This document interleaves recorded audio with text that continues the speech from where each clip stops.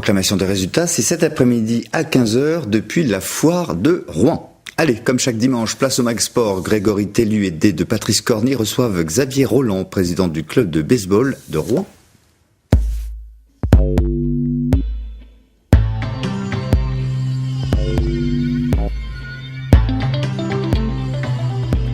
Il se définit lui-même comme un pionnier.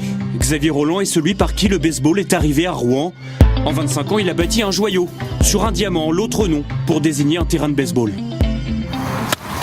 Bonjour à tous, bienvenue dans ce Mag Sport qui nous emmène aujourd'hui à la rencontre de Xavier Rolland, le président du club de baseball des Huskies de Rouen. Bonjour Xavier. Bonjour. Merci de nous accueillir ici sur le terrain Pierre Rolland du nom de votre père. Alors le mois dernier, les Huskies ont fêté leurs 25 années d'existence. Que de chemin parcouru depuis 1986. Ouais, depuis 1986, depuis la bibliothèque universitaire du campus de Mont-Saint-Aignan, parce que l'origine elle est là, je peux vous le révéler. C'est vrai, on était quelques copains à la fac, je dis pas qu'on s'ennuyait, mais on avait envie de découvrir quelque chose. On avait créé une équipe entre copains et je pense qu'à l'époque on ne se doutait pas que 25 ans après on serait toujours là. En tout cas moi je n'y pensais pas. Et puis après voilà, on se prend en jeu, le club se développe et puis on progresse et on n'a plus envie d'arrêter. Et puis il y a des responsabilités aussi parce qu'il y a des salariés, parce qu'il y a des jeunes qui comptent sur vous. Voilà, l'aventure continue. Xavier Rolland, le joueur, il était comment ? Il était pas très bon, mais il avait, je vous l'avoue, un énorme cœur. C'est-à-dire que j'avais pas, techniquement, j'étais pas très fort, mais je me battais sur un terrain et on avait à l'époque une équipe qui a démarré très tard parce qu'on a tous commencé à jouer. La première génération, on avait 19-20 ans, on a appris comme ça sur le tard, mais on se battait, on avait des bons résultats. Mais je pense que je suis un meilleur président que j'étais joueur. 7 titres de champion de France, dont 6 consécutifs. Comment vous expliquez une telle régularité au plus haut niveau ? Cette régularité, c'est un ensemble. Vous savez, c'est toujours pareil. Il n'y a pas un paramètre, c'est un ensemble d'ingrédients. C'est des dirigeants qui s'investissent, des bons éducateurs, d'un bon groupe, un bon noyau de joueurs. Et puis on essaye de leur donner des outils pour bien travailler, pour bien s'entraîner et puis pour prendre du plaisir. On est amateur, donc c'est difficile pour eux de conjuguer métier, études et baseball. Mais ils sont passionnés, quoi. Ils gagnent pas d'argent, mais c'est avec le cœur qu'ils jouent. Xavier, vous craignez une sorte d'usure du pouvoir ? Évidemment, je crois que c'est normal. Quand des joueurs ont gagné 7 titres, vous leur dites que c'est important d'aller en gagner 8. Il faut leur expliquer pourquoi c'est important. Mais il y a un gros ego, faut pas le cacher dans l'équipe. Et les champions, c'est Rouen. Et il faudrait que les adversaires viennent nous chercher. Et une fois de plus, dans votre championnat, vous serez attendu au tournant. On va être attendu partout. On est attendu partout et tout le monde veut nous battre. Et pour toutes les équipes, battre Rouen, c'est la perf de l'année. On voit sur des matchs, pas forcément à gros enjeux. L'année dernière, on a perdu des matchs avec des présidents qui rentraient sur la pelouse. C'est à peine s'ils embrassaient la pelouse parce qu'ils nous avaient battus. Bon, on trouvait ça sympathique, mais là, le match important, c'est le dernier. On le sait, nous, depuis longtemps. Il faut être là pour les playoffs, il faut être là pour les finales. Terminer premier, deuxième de la saison régulière, c'est pas forcément décisif. On est favori, on affiche clairement, on veut être champion de France en 2011, on veut gagner le Challenge de France et puis on espère aller faire une grosse perf en Coupe d'Europe. Alors justement, votre équipe va disputer la Coupe d'Europe en juin prochain à Parme en Italie. Est-ce que l'Europe est désormais votre terrain de jeu préféré ? Ce qui est paradoxal, c'est qu'en France, on est le monstre que tout le monde veut tuer parce qu'on est vraiment la meilleure équipe. Et dès qu'on arrive en Europe, on est le petit poussé que tout le monde pense battre facilement. Alors on y va toujours pareil, avec humilité, parce qu'on sait qu'on a un tout petit budget, qu'on est un nain au niveau européen. C'est comme si le Football Club de Rouen jouait Arsenal en Coupe d'Europe de football. Donc malgré tout, on réussit tous les ans à bousculer un peu la hiérarchie européenne, à créer des surprises. Xavier, vous restez avec nous et pendant ce temps-là, on va s'intéresser au volley et à cette rencontre au sommet dans le championnat de National 1, quand le 3e recevait Saint-Nazaire. 2e résumé de cette rencontre entre deux prétendants à la montée, tout de suite. Même nombre de points au classement, même ambition, celle de rejoindre en fin de saison la terre promise de Pro B. C'est sûr, quand le Marom et Saint-Nazaire empruntent cette année des trajectoires parallèles. Dès le début, les Normands en noir et blanc font preuve de beaucoup d'autorité. Kurovic et Evtukovic assènent quelques redoutables coups de boutoir. Quand le Marom se détache rapidement, mais Saint-Nazaire ne perd pas pied et va recoller au score, patiemment, pour finalement s'imposer dans ce premier set, 25-22. Non, peut-être un peu plus d'agressivité sur les services et au niveau de la def. C'est ce qui nous manque peut-être un petit peu. J'espère que ça va venir, on va tout faire pour en tout cas. Deuxième set, toujours aussi accroché, mais quand le Marom va élever son niveau de jeu pour remporter la manche 25-18, avant de perdre la 3e. Irrésistible, Nziemi et Arabadjou font parler leur puissance côté Saint-Nazaire. Dans le 4e set, les locaux se lâcheront enfin et c'est indéniable, les Bleus souffrent physiquement quand le Marom égalise à 2 manches partout. On est resté solidaire jusqu'au bout et on progresse à ce niveau-là. On avait du mal à se trouver en début de saison et là on a vraiment été fort dans la tête. Le 5e set tournera finalement à l'avantage de Saint-Nazaire, 15-12, quand le Marron n'est vraiment pas passé loin de la victoire.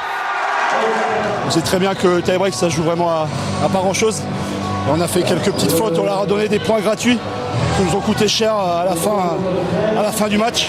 La LCM reste 3e à 1 point de son adversaire du soir et le club n'est plus maître de son destin à 4 matchs de la fin de la saison. Avant de retrouver Xavier Roland, je vous propose ce petit tour d'horizon de l'actualité sportive. C'est maintenant et c'est en images. On commence par les hockeyeurs rouennais, accueillis en héros à l'hôtel de ville hier après-midi. 11e titre de champion de France pour les Dragons, après une victoire 4-2 face à Strasbourg. Ils réalisent ainsi un doublé après avoir remporté la Coupe de France fin janvier. On poursuit par le basket en Pro A avec un match à l'extérieur pour le Havre, coiffé sur le poteau par Orléans, une victoire à l'arraché avec un point d'écart. Orléans 69, le Havre 68. Les Normands voient ainsi les playoffs s'éloigner. Au classement de la Pro A, les Havrais sont en zone rouge, ils sont 12e avec 33 points.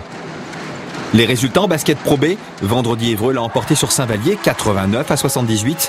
Par contre sur le parquet de Quimper, véritable claque pour Rouen qui s'est incliné 63-80. Au classement de Pro B, Rouen partage la 2e place avec Évreux. Dans le championnat de France de foot national, Passy s'est logiquement incliné face à Strasbourg 1-0. Et vendredi soir, Rouen l'a emporté face à Créteil 3-0. Au classement, Rouen est à la 5e place avec 56 points et Passy-sur-Eure est en queue de peloton à la 19e place. On finit par le hand avec les joueuses du Havre, rattrapées par Brest sur le fil, score final 29-29. De retour avec Xavier Roland. Xavier, pour tout dire, vous exercez la profession de journaliste à Nantes, mais vous êtes resté très attaché à la ville de Rouen. On voit ça tout de suite. J'aime bien venir à Rouen, c'est mon enfance, je connais tous les quartiers, toutes les rues, tous les trottoirs, j'ai des souvenirs à peu près partout, quoi. Et puis c'est une ville magnifique, donc à chaque fois j'essaie toujours de trouver un petit moment pour aller me promener dans les rues et de respirer cette atmosphère rouennaise. À Rouen, il faut marcher la tête en l'air, hein. Il faut regarder les colombages, il faut regarder les détails dans l'architecture des façades. C'est vrai qu'il y a quelques petits joyaux, je connais bien, mais j'aime bien toujours regarder et puis me promener. Je trouve que c'est un lieu quand même assez magique avec la grosse horloge et puis la cathédrale.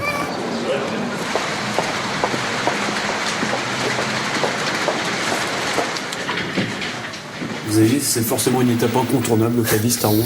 C'est vrai que j'ai trouvé ici j'ai quelques souvenirs de bonnes bouteilles, de belles émotions. Donc ouais, quand je passe, je suis curieux, donc c'est pas pour partir avec forcément beaucoup de bouteilles, mais j'aime bien découvrir des pépites, des choses qu'on connaît moins et faire de belles découvertes. Xavier, vous avez mis en place des outils de communication autour du club. Est-ce que vous pourriez nous en parler ? Oui, on a un problème, c'est qu'on n'est pas très médiatisé. Donc pourtant, il se passe plein de choses dans le club. Il y a plein d'histoires qu'on retrouve pas forcément dans la presse, malheureusement.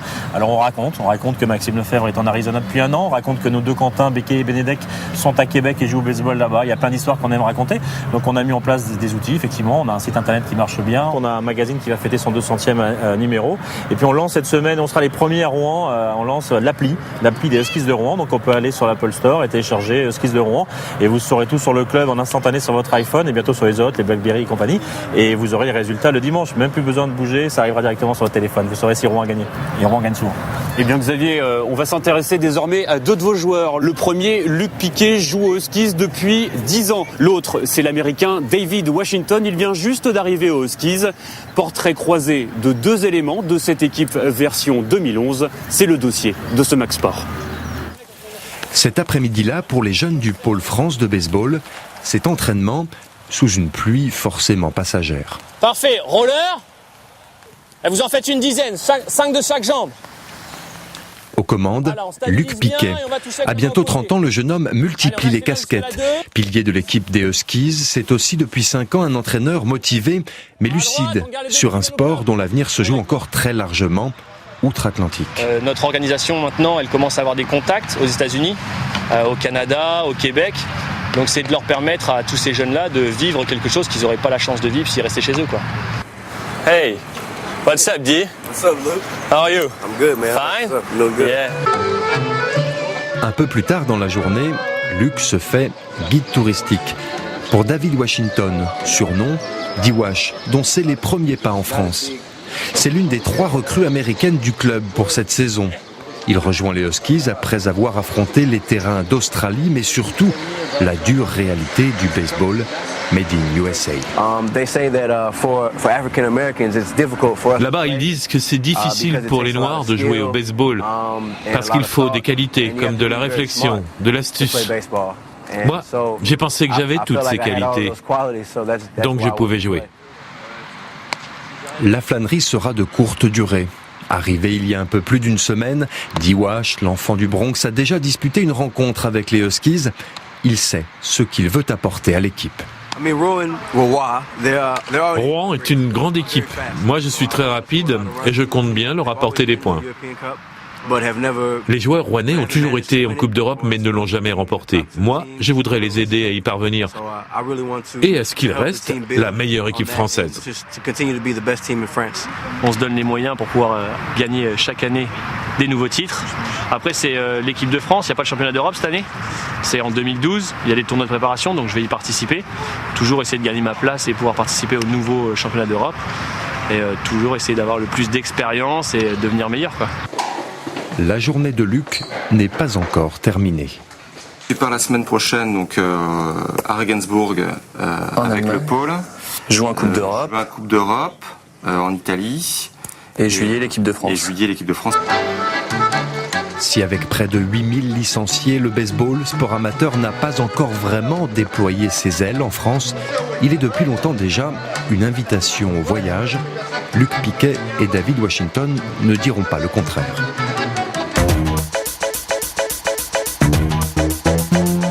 Xavier, on l'a vu dans ce reportage, David Washington est l'une de vos 3 recrues américaines. Vous avez l'habitude de prospecter chaque hiver du côté de l'Amérique du Nord. Comment vous vous êtes constitué un réseau là-bas ?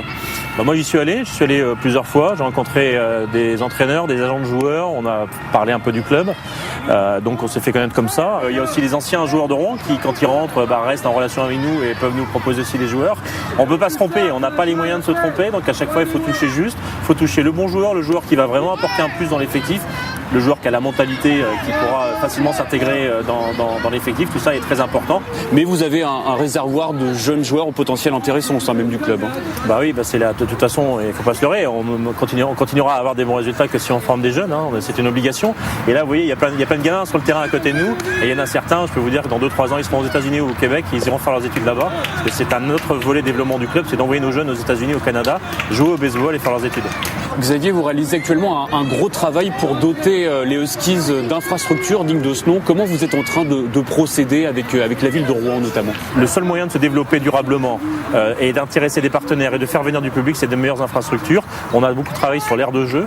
On va continuer maintenant, puisque cette semaine, il y avait une réunion à la ville de Rouen. Et à la fin de la saison, on va construire de nouvelles tribunes qui nous permettront d'accueillir dans de meilleures conditions nos spectateurs. Xavier, vous ne souffrez pas trop de cette image confidentielle du baseball ? Ah si, c'est injuste. C'est injuste parce que les garçons réalisent des exploits. Moi, en 2007, quand on bat Rimini en demi-finale de la Coupe d'Europe et qu'on va en finale en Italie, on les bat chez eux, ça a été un tremblement de terre dans le baseball européen. Ça a fait quelques lignes à Rouen. J'avais dit au maire de l'époque, si on était du football, on était des footballeurs, on aurait descendu les Champs-Élysées en voiture. Et là, on est rentré un peu dans l'anonymat, donc c'est injuste parce que les joueurs s'investissent beaucoup, ils sont amateurs, ils font ça en plus de leur métier, de leurs études. Ce côté confidentiel, il n'est pas tout simplement dû aux règles un petit peu opaques du baseball. Si vous ne savez pas jouer aux échecs, vous regarderez une partie d'échecs, il n'y aura pas beaucoup d'émotions. Si vous connaissez, vous allez vraiment comprendre ce qui se passe. Le baseball, c'est pareil, c'est un jeu d'échecs grandeur nature, on sacrifie des joueurs comme des pions pour attirer l'adversaire sur une fausse piste, etc. Donc pour bien prendre plaisir, il faut connaître le sport. Maintenant, vous savez, on a un slogan qui n'est pas très gentil pour nos amis américains, mais on dit aux Français, les Américains comprennent. C'est que c'est pas si compliqué que ça. Xavier, en 2-3 mots comme ça, est-ce que vous pourriez nous expliquer les règles du baseball ? En fait, vous avez 2 équipes sur le terrain. Vous avez une équipe en défense, une équipe en attaque. L'équipe en attaque, c'est facile, c'est celle qui a le bâton. Là, vous êtes tout seul, vous êtes un sport individuel, tout seul à frapper la balle. Et en face, vous avez une équipe, donc sport co en défense. La balle est lancée, vous devez la frapper en lieu sûr, c'est-à-dire hors de portée des défenseurs avec leurs gants, et vous devez faire le tour des bases, des 4 bases. Et quand vous avez fait le tour des 4 bases, vous avez marqué un point. Ça, c'est quand vous êtes en attaque. Et quand vous êtes en défense, évidemment, il faut éliminer les frappeurs. Il y a plusieurs façons d'éliminer un frappeur, mais il faut en éliminer 3. Et quand vous avez éliminé 3 frappeurs, vous passez à votre tour en attaque. Ça, on appelle ça une manche. Chacun son tour en attaque. Il y en a 9 dans un match. On additionne les points marqués tout au long des 9 manches et vous avez le score final. Xavier Roland, merci d'avoir été l'invité de ce Max Sport. Merci Grégory. Voilà, ce Max Sport est à présent terminé. Dimanche prochain, notez-le, notre invité sera Hugues Dubosc, le nageur havré. Avec lui, nous évoquerons entre autres sa carrière internationale. À la semaine prochaine.